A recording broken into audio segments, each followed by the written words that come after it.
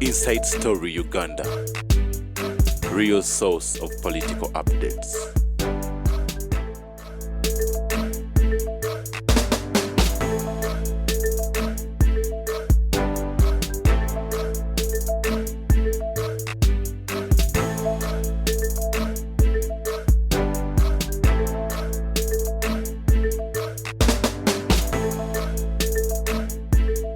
So the instructions meant yayino kuma Uganda nga yekasi.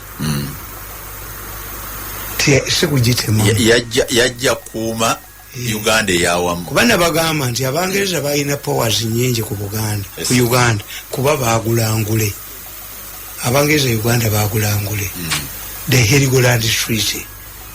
Badire ekitundu kyabwe ekya Heligoland ekizinga omuli amafuta ne bakiwa Germany neryokeeta Buganda olwa Karl Peters. Kakati basanga nga ensi Buganda weeri kubanga baali bakuga nti protectorate. Ne protectorate okujjako kye bayita mandate. Mandate kitegeeza oluvannyuma lwa Simatale yasooka ettwale baalijja ku nsi eyo ne bagiwa endala egikuze. Ebisigadde byonna protectorate colony biki were useless. These were imported terminologies. Kakati Buganda yayina omubaka wa Bungereza eri akiikirira Bungereza mu nsi gye bayita Buganda a protectorate bamuyitanga commissioner, high commission. Era Abaganda bakuga nti ompita w'amaanyi ndi commissioner. Oba wuli ya commissioner kibali baga nti commissioner. Britain had a representative, a high commissioner in a country, a state called Uganda. Kakati mu mwaka gwa 1907 ensi gye bayita Buganda neevaawo. Naye Abaganda n'ab'Emmengo tebababuulira. The British decided to unite Uganda without informing the natives. Eyali high commissioner wa Bungereza mu nsi gye bayita Buganda mu 1907 n'afuuka gavana. Kyenkunnyonnyodde tisinga omukazi w'ewaka akwata house girl ku buliri bwe nga house girl yafunye olubuto aba ne bw'aba tafunye lubuto yasigala akyamuyita mukozi naye aba mujjawo. Okitegedde nti things change without somebody realizing. Kakati once the high commissioner, if today the high commissioner of Britain to Uganda becomes the president, kiba kitegeeza ki? We are under Bush rule. Abaganda tebakitegera n'abammengo sibanenya nze nenya b'amakubu y'abano b'amayiga kuba baasoma baga baasoma naye ne balimba abantu. Kakati that's one. Uganda government ya Bungereza yatandika okugatta Uganda without informing other areas. Kabaka wa Buganda gwe basookerako mbagambe ti kabaka ayina ensi bamuyita majesty. Majesty abeera mu republic. Okitegedde ekyo? The moment you hear the Republic of Uganda, you understand mu nsi temuli kabaka. Whatever they call the Republic of Saudi Arabia, the Republic of Morocco, the Republic of Swaziland. Oba no ulira temuli kabaka as in what? Wakati feno Republic kitegeeza naye bakabaka tubalina. Temuli kabaka atwala nsi eyo. Era baluzukulu ba Queen bwe baba bawasa tebayita kabaka wa Uganda n'omu. Eyo sirevo yaabwe mumuli ba traditional leaders bayita ba kings. The kingdom of Saudi Arabia, the royal kingdom of Kuwait, the royal kingdom of Morocco, Swaziland be bakabaka bali mu nsi. Those ones kirasi ndala neyamu eyaba traditional leaders. A republic, you cannot have a king in a republic. Tikina jikiri is a saying nti eddagala lino likolebwa mbeere mu kime Nnaalongo ate Nnaalongo mbeerera otegeddemu we babakwatira. Kakati 1920 the British created the Parliament of Uganda. They are building national institutions the Uganda police, the Uganda army. Nga bano tebababuulidde nabagamba nti abantu ba Uganda babakolange omusoto ogunuunya eggi enkoko nesigala nga ebiika kalolo ke kagigobako. These people built national institutions without consulting the people of Uganda. Kati abaganda bagugumuka tugenda kwefuga nebasalawo baddeyo gye baava nga tebakyasobola. Kabaka wa Buganda akubirwa emizinga 9 teri era mbabuuza tekati bano bemukubira emizinga 21 mu Buganda mwali mukikyusiza. Under the 1900 agreement, the Kabaka of Buganda shall be referred to as His Highness.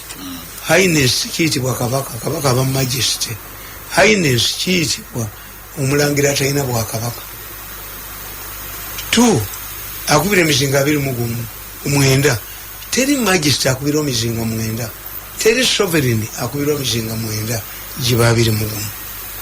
Olwokuba mu Uganda temuliimu kabaka tewali agenda mu UN oba international conference even Commonwealth tetulina kabaka. We don't have a sovereign king. And in the republic you cannot have a king. That's one. Ekyo kitegedde. Kakati bano aba federo nabo tebakitegeera ti ekigambo federo kyasooka okwogerekwawo wano nga eyali gavana wa Uganda twakisoma nga Littleton lwe yagamba nti we can create an East African Federation. Abaganda ne bakigaana nti Buganda ejja kubulira mu ggwanga eddene. Kakati what is a federation? To federate mugende mukibuuza fufa mukibuuza fufa kitegeezaki? Federation of Uganda Football Association kitegeezaki? Association kitegeeza nti no kibiina omwegattira association zonna zisooka kubaaki ezikwatagana n'omupiira. Yes. Kati to federate with who? To federate there must be existing organizations. Okitegedde? Fufa kitegeezaki? Fufa kitegeezaki? A group of associations. Federation tulina kye bayita confederation ne federation. Kati a federation means that there are existing states that have found out that they cannot stand as states politically or economically, and they join a marriage called the federation.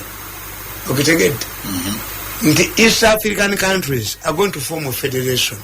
Existing member states will, after realizing that they cannot stand on their own economically and politically, they have decided to come together. Therefore, federal tekitegeeza kugabana buyinza. That's devolution of power. Ogabana federal kitegeeza kwejjako buyinza. Uganda egenda kwejjako obuyinza bwayo gye tuyita sovereignty powers. Rwanda ijjeko sovereign powers. Balyoke bakole federal government ya East Africa mu Arusha. Federal tebeera Mengo. Eyo Mengo ebeera regional government or state government. The federal government is at the center. The federal government at Washington, the federal government at Abuja, the federal government at Berlin, the federal government at Ottawa. Interpretation yeyo jotegera mu federal yeyo enyini. Kakati yo Buganda egamba abemmengo bagamba nti to federating nani nti ne Nnyo are they states? Bakugamba nti district ezagala okwegatta zegatta nezikola region, but you cannot federate with who. These are the areas of Uganda. Federation starts at a formation level. Nti Rwanda, Uganda, Tanzania kati you tell me states ziriwo Abangereza bategere tewali states one. Tewali when negotiations, the federal comes out of negotiations. Where did we negotiate? Naduli agamba n'obubonero buli ugundi wali. These were not states. Era kyovola temu independence babagamba semi federal full federal where byali bya bulimba. Buganda remained a regional They government. were not states, but they were kingdoms. Anti nkugambye kingdoms. And by then, kingdoms zezalina obuyiiza. By then, ekikulemye okutegeera obwakabaka bwe bwalina obuyiiza. Republic nejja luvannyuma. Ekikulemye okutegeera kiri kimu. Nti mu bakabaka ba Uganda bonna tewali yakuba banne n'abawamba n'afuuka kabaka wa Uganda. They remained traditional leaders. That's why you have many. Singa waliwo kabaka wa Uganda omu oba Kabalega w'Ebunyoro nga yakuba bakabaka bonna n'afuuka kabaka wa Uganda, then the situation would have been different. But by the time of the arrival of the British, zino kingdom areas zali big advance. Naye kye baakola obubi tezaali nsi, they were not considered as states. Federal ebeerawo when you are at a distance. Federal ebeera mu mawanga manene. Mbuli eggwanga ettono erina federal. Leti abo aba federal bambuulize. Tell me one country that is federalistic when it's a smaller country. United Arab Emirates gali masaza galinga Busoga. Kabaka yaddi abatabani be n'abatemeramu amasaza gaabwe. Emirates like Busoga. Tell me a small country that is federalistic. From Mutukula you have already arrived here in 3 hours. From Mubusia 3 hours. The longest is 8 hours from Arua. 2. Federal ebeerawo nga mwina fundamental differences. Nti bano ab'omu South si basiraamu. Ab'omu North Sudan bawalabu. What fundamental differences do we have here to create a federal government? Tell me. Culture, language. Everything fundamental. Chetuita fundamental is a small country. Federal qualifies big countries. Sudan is fundamental. Nene bawula ne culture yaabwe. Fundamental. Bali bawalabu. Who is different from another here?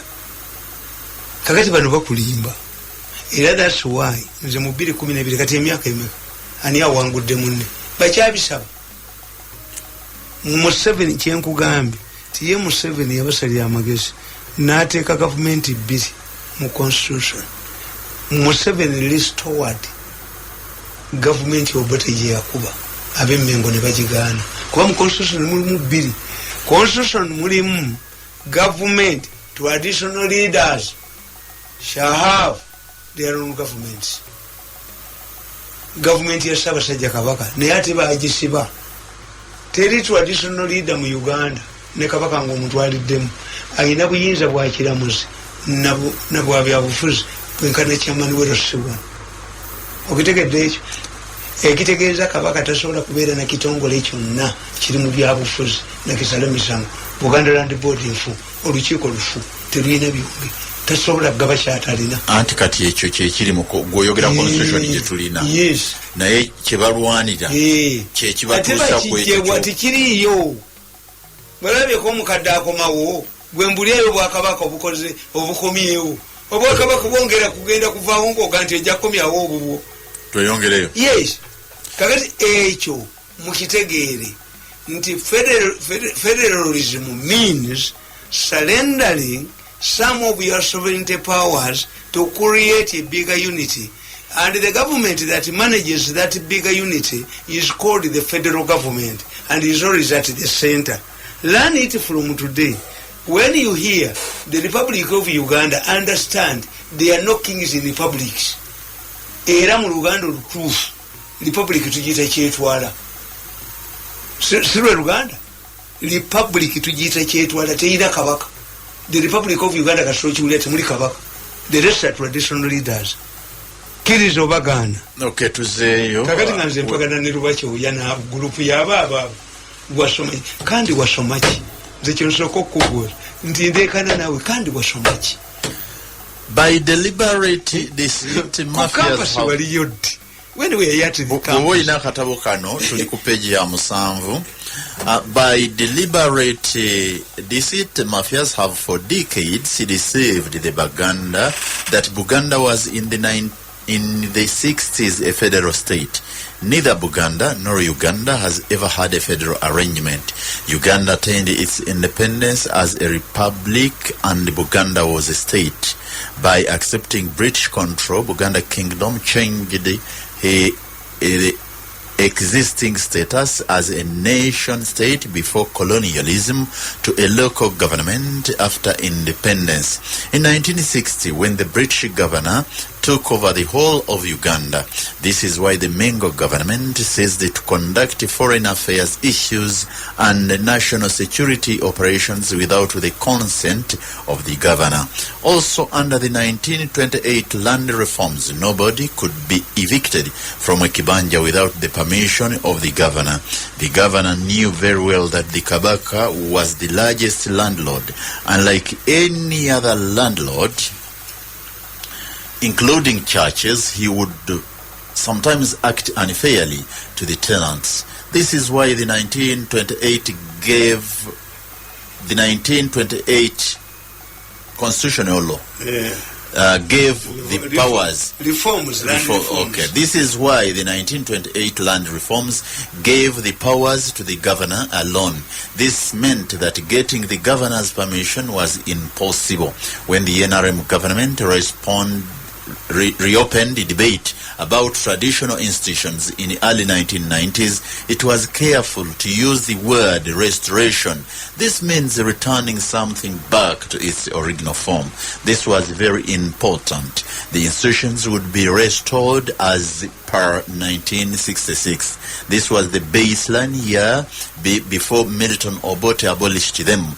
Buganda was going to get the local government Milton Obote abolished. But Mengo strategists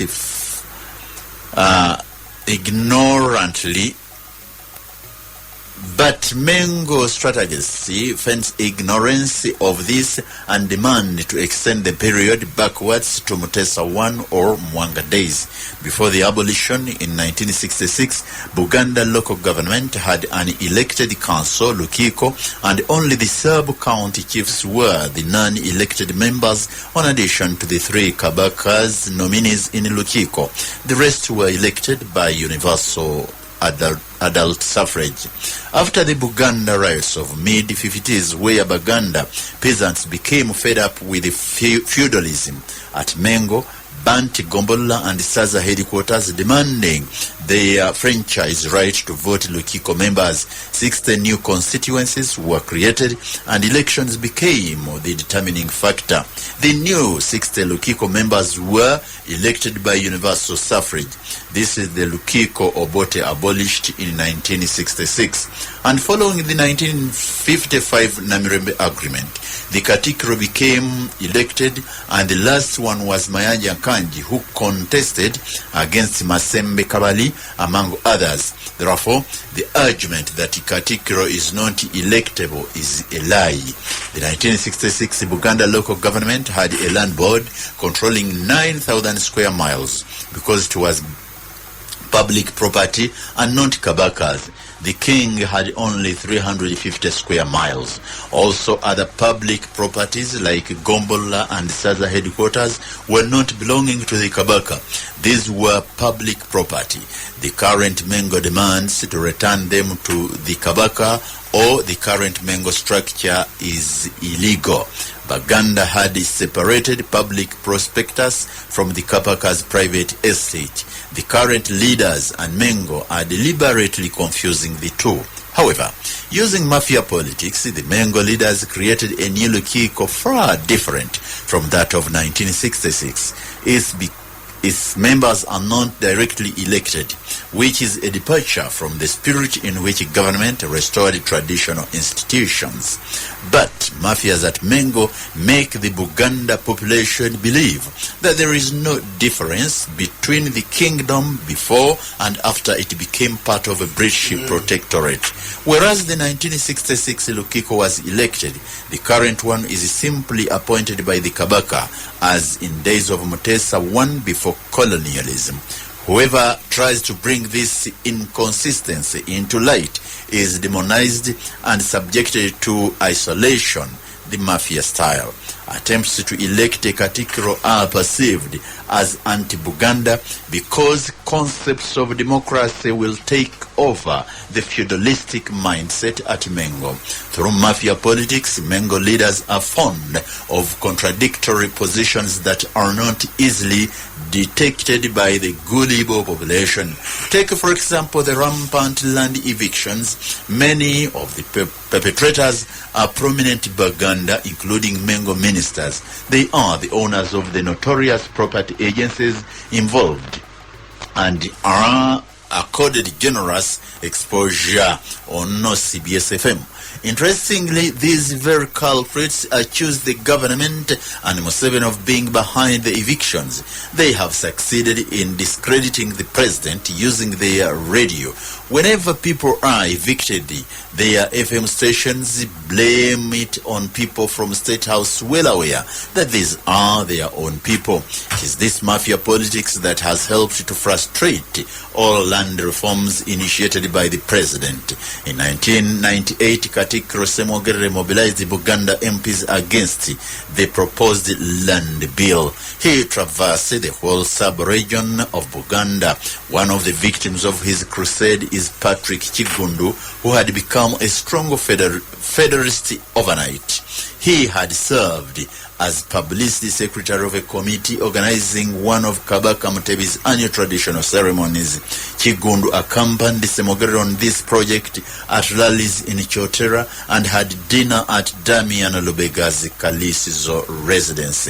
Lubega was also eyeing the constituency. This is what mafia politics does. You intimidate the incumbent by sponsoring a rival, and in the end you control both. With almost 2 years before the elections, Chigundu panicked.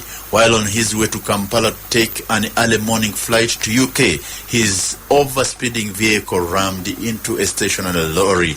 The accident affected his nerve system and lost the constituency he wanted to protect. I strongly doubt whether Semogere ever visited him in these circumstances. In 2008, President Museveni made another initiative to stop massive land evictions by a proposed amendment that introduced tough measures against land grabbing and evictions. Mengo, through its Attorney General, issued a statement issued a statement denouncing the proposal. He said that it was not necessary because there were existing laws that had failed to work. He also supported land evictions. But if we were to consider moral values, should churches be allowed to evict a person if she practices witchcraft or carry out abortion? Definitely no. But a shameless Mengo council, Polo Makuya, and a Christian, for that matter, supported a Muslim landlord to evict a tenant for running a pork joint in his kibanja, yet the same landlord would be jovial for tenants who deal in lodges as long as it gets money. Should such acts really be performed by a Mengo minister, who moreover is an Attorney General of the institution? This would better form a religious function, not a mere cabinet of ministers. Laws related to land grabbing. The perpetrators are currently peddling lies that the government had a deliberate policy for the Banyankore to grab Buganda land and evict Buganda. However, when the president directed that no tenants should be evicted, which was enough to exclude Banyankore land grabbers, Mengo became the prime abusers of this policy. They made it easier for the grabbers to evict Baganda peasants. The reason for Mengo's interventions is that if the presidential initiative not to evict people had been upheld, they would be the key losers. Many of the notorious land buying companies are linked to Mengo leaders. Bajjale babasalira amagezi. Katende yali musajja mugezi lwakuba teyasoma byabufuzi.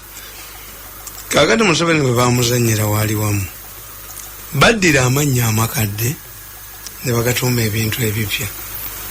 Mengo, government ye Mengo eriyo tebeerangawo mu byafa bya Buganda is a new institution. Okitegedde? gavumenti eri emmengo mu byafaayo bya Buganda tebeerangamu.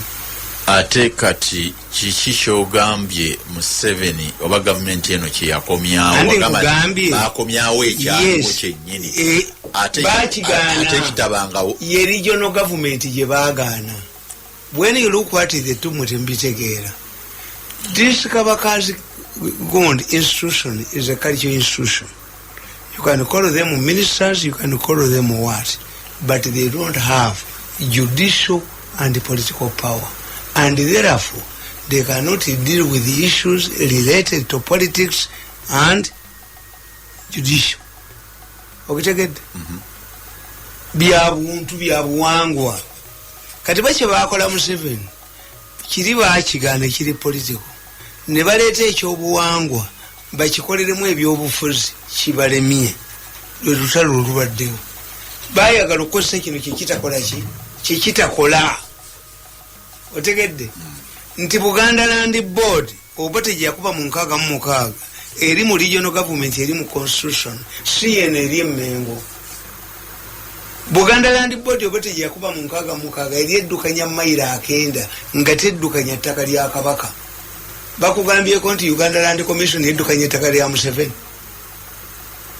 Kati bano kye bakola bakiwalabye male ne badya mayiro 9 ne bakagattako ne bagamba mbu Kabaka alitufuge in trust. Namuku oba basoma oba makubu ya basoma ki zowena erukwate ava mayiga abayirafu. You cannot use this current cultural institution to implement a political institution, a political decision. Kakati okusinziira ku ndagaano y'Olukumi mayiro 9 kaani mayiro 9 Sahara Johnston yasanga mu Buganda mwasangibwamu mayiro 10 mu 6 mayiro 8 ne ziweebwa abaami 10 for development.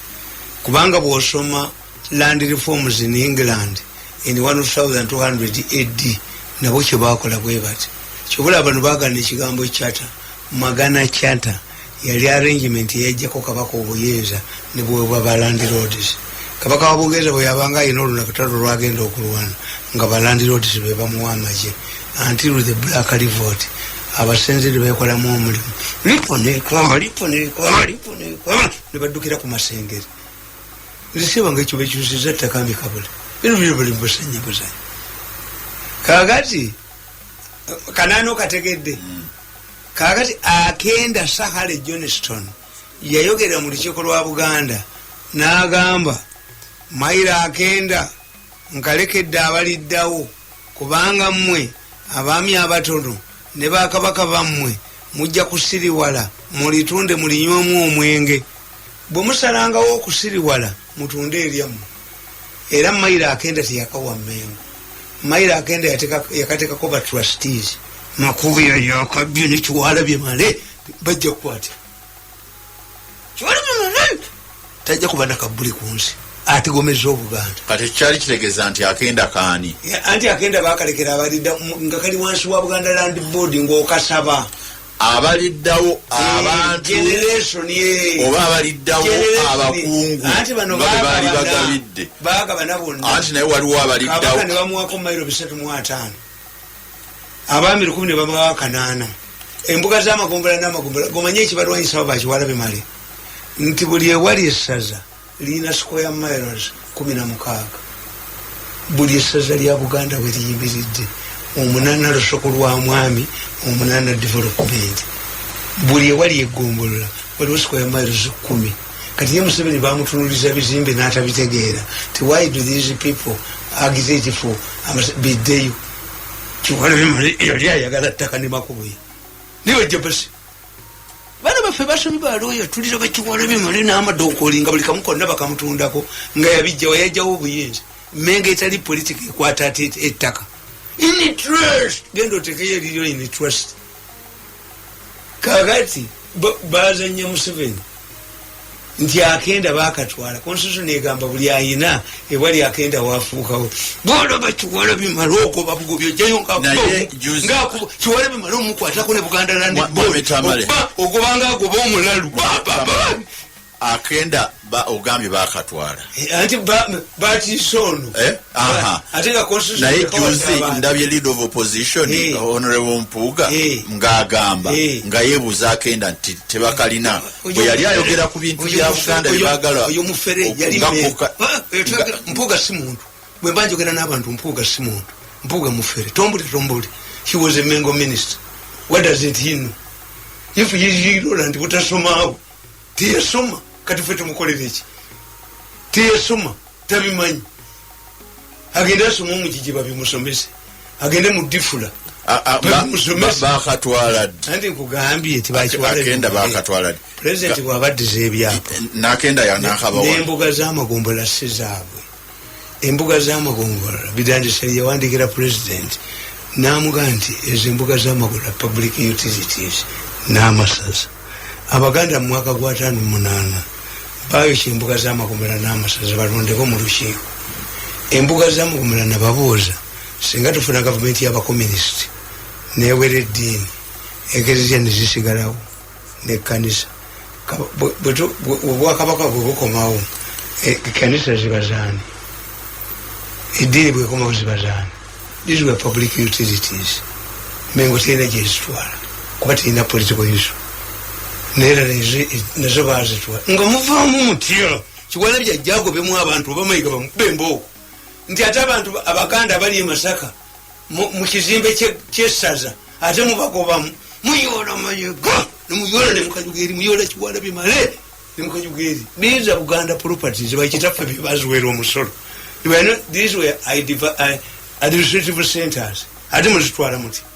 How do you take it in when you don't have administration? Kati ani azirimu mumuli bakalicha muzimba nsisira na masabo ate mujawe embuga z'amagombolola anti kakati district za Buganda zezali bazemu anti institution weri bagalo zikoze anti ya kalicha ya masabo okitege ya masabeche constitution ekugamba teri mufuzi wannono ekyo kigana ayina kuba na buyinza busala misango n'obwe politics ekitegeeza lolo yesi yakola politics is a culture institution si ya politics tayina baami baabami gye bali balina abaami abamagombolola abaami abamasaza abakungu kakati ezo bazikozesa nga ofiisi zaabwe katusekemu anti nkubuulire Yesu yazuukiza abafu papa azuukiza abafu kubanga obuyinza obuzuukiza abafu Yesu yagenda nabwo kabaka tagaba buyinza bwatalina kabaka atalina buyinza busala misango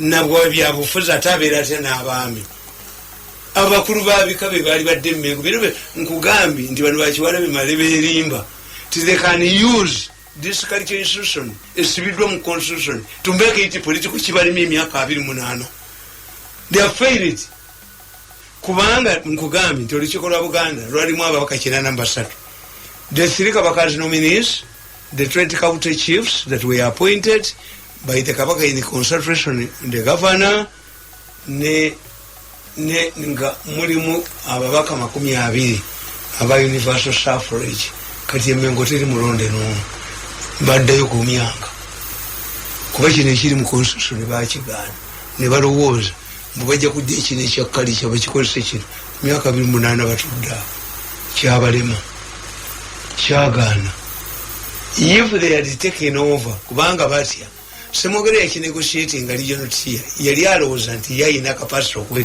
ate kati mayiga tasobolera ddala bamayiga neyeewuuba mayiga ye tekyalina kantu mu Buganda bamuba neyeewuuba mayiga cannot contemplate abamakubuya okugamba nti mugende mu regional tier abantu babalonde bulungi tebasobola batyayo but regional tier is the only solution because a regional tier, this was a regional government Obata abolished a regional government in 1966 which Museveni restored. Restore means putting back something to its original state.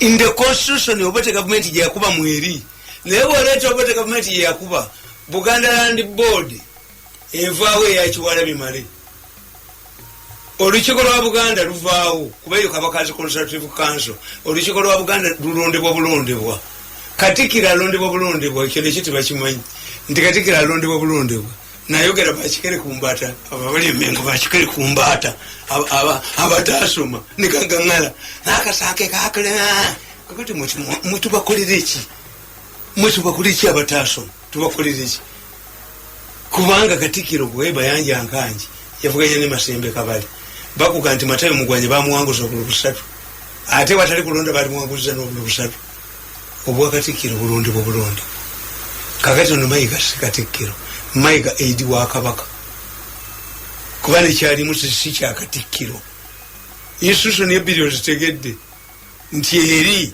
government oboteje yakuba omwali Katikkiro tezibwanga oba ajigana kati Mayiga aidi wa Kabaka kino bakita Kabaka zikali government Mayiga si Katikkiro is a misuse of kyogamba mu byafaayo by'obwa Kabaka bwa Buganda Kabaka talondangako Katikkiro kyavaawo mu 1955 crisis the Kabaka became a constitutional monarch.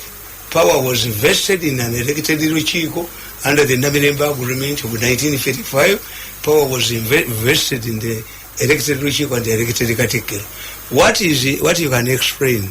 Nti Kabaka Katikkiro yalondebwanga mu electoral college ya Luchiko si by universal suffrage. But by now constitution ya Uganda egamba tewali ejja kufuga bantu nga talondeddwa. That's why Kampala district wawonera nti Kampala district is an authority nero okube managing Kampala it must have elected directors.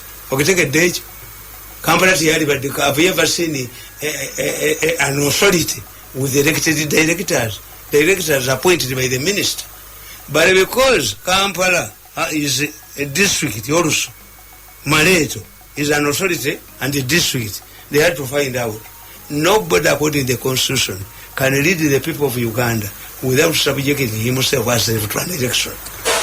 Oli kukyenda katonyeze munana edakika 12 zokka zibulayo kwera sawa 3 njagala tuwulireko abali ku ssimu kye bagamba Gertrude nabisubiwe bale kubeera nti otuwuliriza anti ogenda kuleta ab'omugigi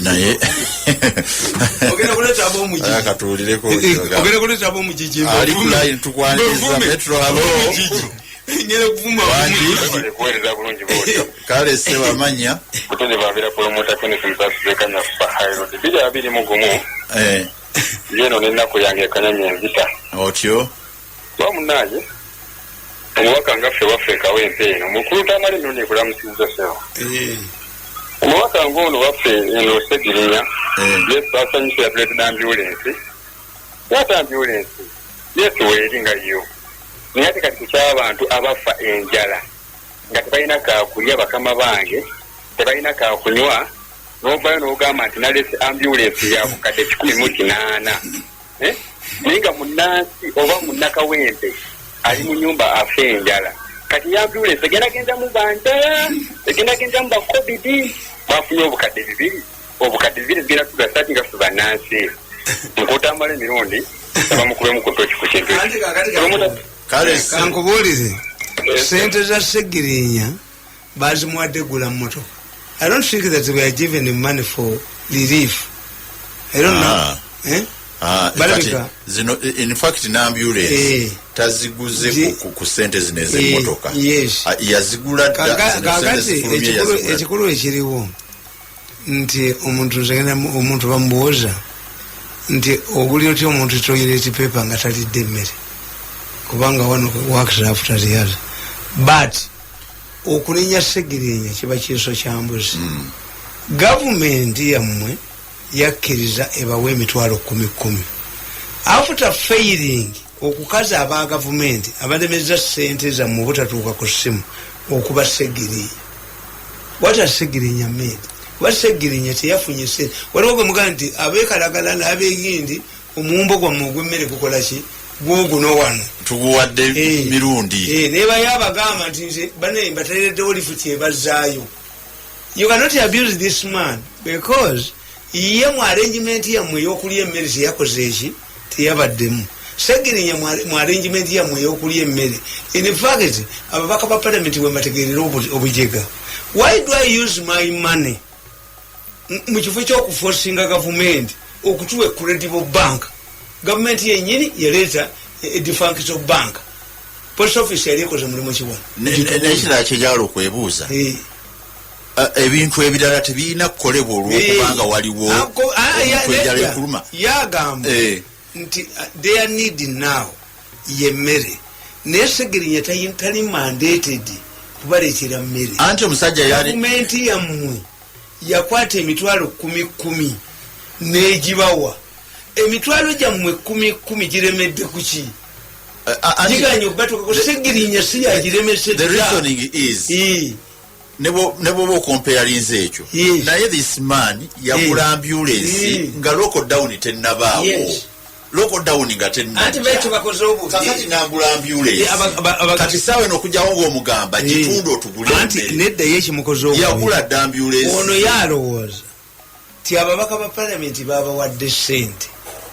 okugulira abantu emmere which I don't think ababaka ba palamenti era abagigula out of the initiative kubanga ababaka ba palamenti nabo bateza akanyebwa kaabwe webale nnyo kubana nti ababaka ba palamenti bagamba nti muziweffe kubanze Museveni mumanyi bwe bamuzannya Museveni yagenda kukwata ssente endala azibawo why ye tradition ababbi bwe yabamanyiza ojjukira nti baayita ba delegates ne bagenda Kololo ssente neziremera ku ssimu yakolaki yazijja ku ssimu yazijjayo yaleeta ndala zino zenkugambye byakutaagaza yabba ez'amagye yakolaki yaleeta ndala n'apangisira n'abajaasa ennyinyi ne baliisa n'ebikyala bwabwe obukongo bwakola bwe yabamaliriza muwala wa Mbabazi yalemera Yerobo ng'ayagala billion 5 yamukolaki this is how Museveni has made easy people nti whenever there is bwe bamubba yaleeta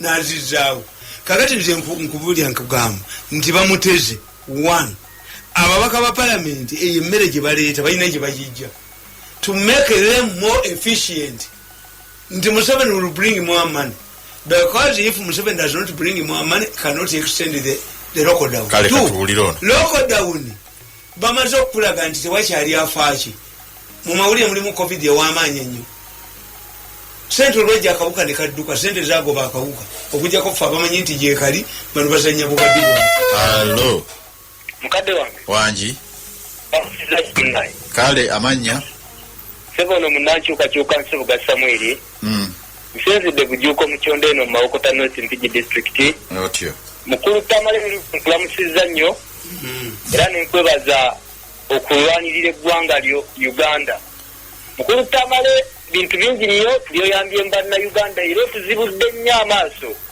kyova olaba tukugoberera nnyo era yenze omu ku banna Uganda abangi abagala otandikewo essomero eriyigiriza ebyobufuzi n'engeri bannansi gye balina okwagalamu eggwanga lyabwe ekyo mukulu Tamale Mirundi nkusaba ssebo kirowoozeeko era okitukolere bonabo kitukoledde twebyaffe ojja kuba obimaze kubanga era bwe mba ngende waffe ekiwangala ekalugulu nkikaawo kalagala ewammwe enkwagala mukulu Tamale Mirundi era ekyo ekirowoozo tugenda kukaaba paka ng'essomero anti era ngenda kuwummula ogenda ddikola essomero ngenda kulitayalinga I'm seeking an appointment ne president musiibule bulungi saagala kukola French leave emyaka gyange egizigadde njagala gikolera famire yange yes nkoze mbakolete one of the areas njagala okutandikawo research center njagala okutandikawo essomero mulimu abasajja abagezi bendaba